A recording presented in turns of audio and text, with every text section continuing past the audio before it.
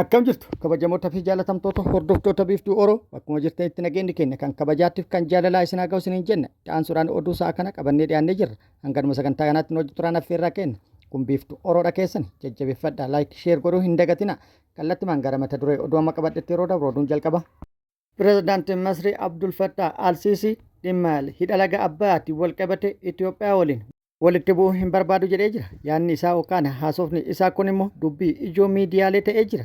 Akkasumas yaada isaa kanaa fi haasaa isaa kana wal qabsiisuudhaan yaadni garaagaraa qaamota garaagaraa irraa ka'ee jira. Maaltu jedhame qabannee jirra isin biraan kenna. Oduun itti aanu kibba Oromiyaa godina Boorana Bahaa aanaalee garaagaraa irratti lolli cimaan gaggeeffamaa jiraachuu maddeen odeeffannoo garaagaraa ibsanii jiru.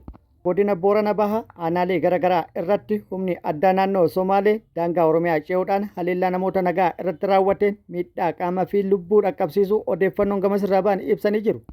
Lolli kaleessa jalqabe har'as cimee itti fufuu jiraattonni maddeen odeeffannoo garaagaraatii fi odeeffannoo kennaniin ibsanii jiru. Dabalata odeeffannoo kanallee qabadhee jira. Oduun itti aanu oduu oolmaa Oromiyaati. Oduu oolmaa Oromiyaatti lolli loltoota mootummaatti fi waraana bilisummaa Oromoo gidduutti deemaa jiru akkuma itti fufetti jira. Waraanni bilisummaa Oromoo har'as bakkoota garaagaraatti haleellaa loltoota mootummaa irratti raawwatuun injifannoo argadhe jedhee jira. Gama mootummaattillee maaltu jedhame kan jedhus odeeffannoo qabannee jirra isin biraan geenna.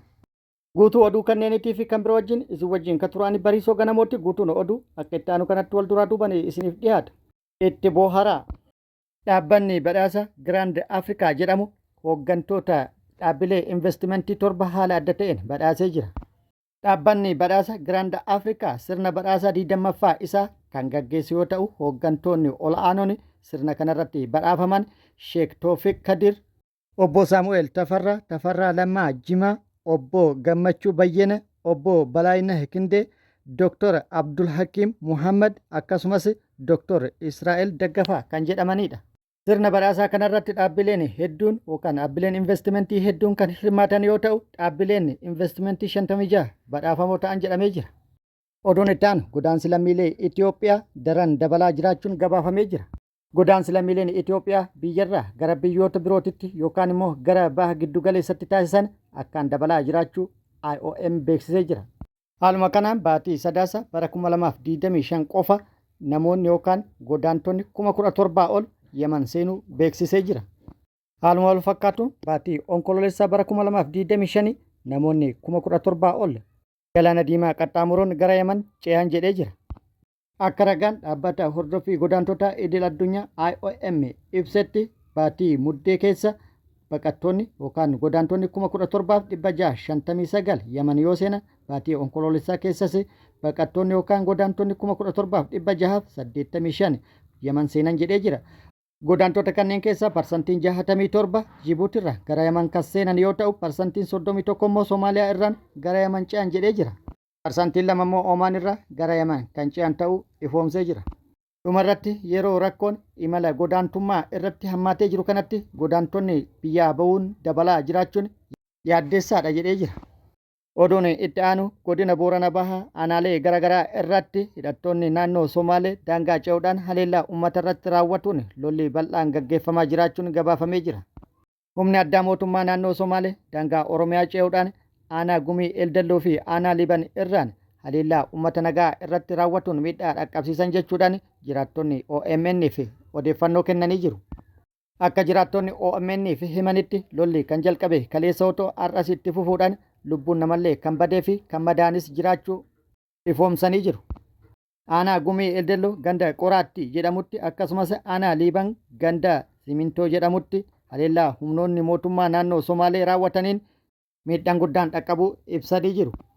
Akka jiraattonni jedhanitti lafti yeroo ammaa kana humni addaa naannoo Somaalee haleellaa irratti raawwataa jiru daangaa naannoo Somaaleetillee kan wal hin daangessine ta'uu ibsanii jiru. Sababni haleellaa kanas babal'ifannaa lafaati jechuudhaan jiraattonni himanii jiru. Haleellaa humni addaa naannoo Somaalee guyyaa kaleessaa namoota nagaa irratti raawwateen namoonni 5 kan du'anii fi namoonni 8 kan madaa'an ta'uu jiraattonni himanii jiru. Haleellaa humni addaa mootummaa naannoo Somaalee namoota nagaa irratti raawwate kana gama naannoo Oromiyaatti tarkaanfiin ofirraa ittisuu fi uummata baraaruu hin raawwatamne jechuudhaan jiraattonni kan dubbatan yoo ta'u mootummaan naannoo Oromiyaa haleellaa uummata nagaa irratti raawwatamaa jiru kana qolachuu fi lubbuu namoota nagaa kana baraaruu qaba akkasumas haleellaa kana dhaabsisuu qaba jechuudhaan waamicha taasisanii jiru. Kun akkuma jirutti ta'e lolli har'as cimee itti fufee jira. Lola har'a cimee itti fufe uummanni waan qabuun bahee humna haleellaa irratti raawwataa jiru qolataa jiraachuu fi qolatullee odeeffannoon nu ga'e ibsee jira. Humna guddaa fi meeshaalee gurguddaa deeggaramuun haleellaa uummata harka qullaa jiru irratti banee qolatuudhaan hanga tokko duubatti deebisuun isaanillee odeeffannoon gamasirraa baate ibsitee jirti. Ta'ullee humni guddaan humna addaa naannoo Somaalee konkolaattota hedduun kan meeshaalee gurguddaa hanga funyaanii hidhate deeggarsa laatuuf yookaan immoo humna dabalataa akkasumas haleellaa marsaa birootti fi mootummaan naannoo Somaalee gara naannoo Oromiyaatti erguun yookaan immoo ergaa jiraachuun odeeffannoon maddeen garaagaraa irra ba'an ibsanii jiru. Oduun itti aanu oduu oolmaa Oromiyaati. Oduu oolmaa Oromiyaatti lolli Oromiyaa godinaalee zoonilee fi akkasumas aanaalee garaagaraa keessatti loltoota mootummaatti waraana bilisummaa Oromoo gidduutti deemaa jiru akkuma itti fufetti jira. Waraanni bilisummaa Oromoo haleellaa bakkoota garaagaraatti Opereeshinii waraana bilisummaa Oromoo guutuu Oromiyaa keessaa balleessuu jedhuun humnoota mootummaan guutuu Oromiyaa keessatti bobbaase haleellaa irratti raawwatuun miidhaa qaamaa fi lubbuu irratti dhaqqabsiisuun kasaaraa guddaa mootummaa irratti dhaqqabsiifne jedhanii jiru. Akkasumas meeshaalee waraanaa hedduus irraa hiikkatuun tibbana haala adda ta'een haala mootummaa rifaasisuun injifannoo gurguddaa galmeessine jedhee jira. Haaluma kanaan har'as waraanni bilisummaa Oromoo lixa Oromiyaatti maqaa sakattaa yookaan opereeshinii waraana bilisummaa Oromoo balleessuu jedhuun bobbaate irratti hadhee hidhuudhaan haleellaa raawwateen miidhaa guddaa dhaqqabsiisuu beeksisee jira. Haaluma kanaan godina Wallagga Lixaa aanaa mana sibuu iddoo addaa Qilxuu Jalee jedhamutti waraanni bilisummaa Oromoo loltoota mootummaa konkolaataa lamaan sakattaa waraana bilisummaa Oromootiif socho'aa turte irratti hadhee hidhuudhaan haleellaa raawwateen guutumaan guututti hojiin ala taasisuu odeeffannoon gamasirraa nu geette ibsitee jirti. Haleellaa raawwateen hedduu godaansisee hedduu madeessuun meeshaalee waraanallee irraa hiikkatu waraanni bilisummaa Oromoo beeksisee jira.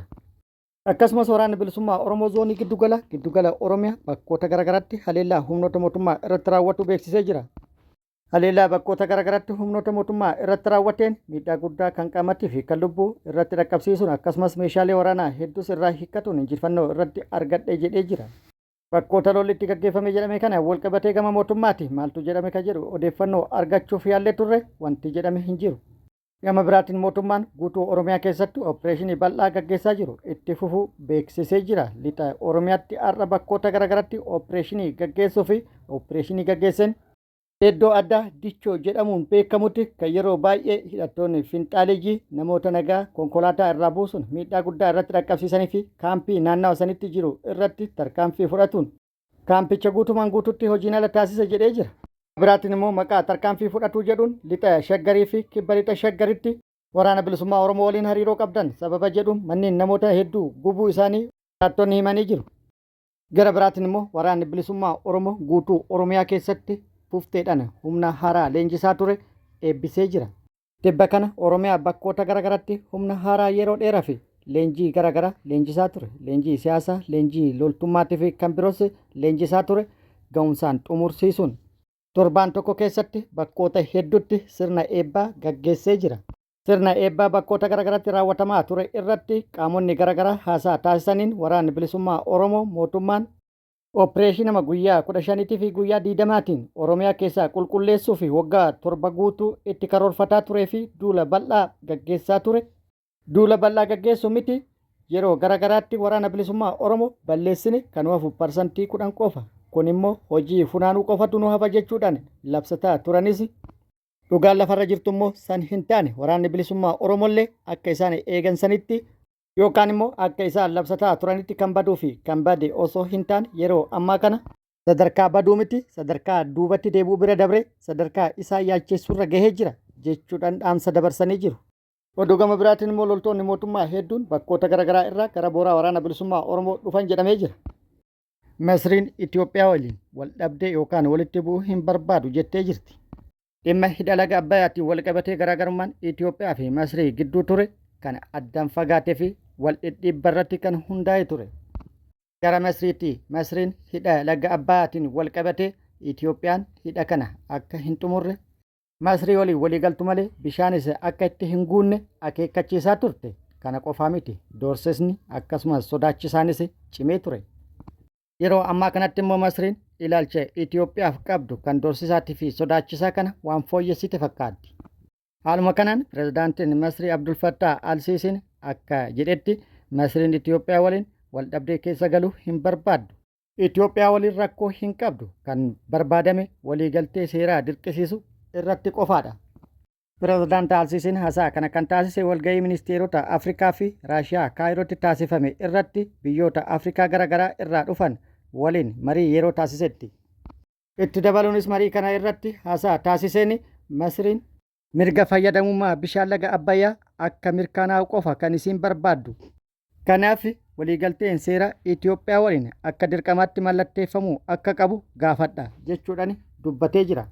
Kun akkuma jirutti ta'ee torban muraasa dura ministeerri dhimma alaa Masrii Baadir Abdullaati akka jedhanitti mariin waggoota 13 Itoophiyaa waliin gaggeeffamaa ture bu'aa hin argamsiifne. Kanaaf Masriin mirga isii seera addunyaatiin eeguu akka qabdu ifatti dubbadha jechuudhaan ejjennoo Masriin qabdu ibsee ture.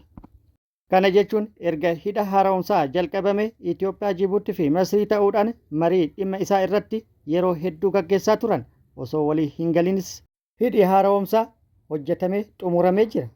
Ammatti immoo pirezidaanti Alsiisiin Masriin garaagarummaa jiru irratti mari'achuuf qophii qabaachuu ibsuun Masriin Itoophiyaa dorsiftee hin beektu jedhee jira.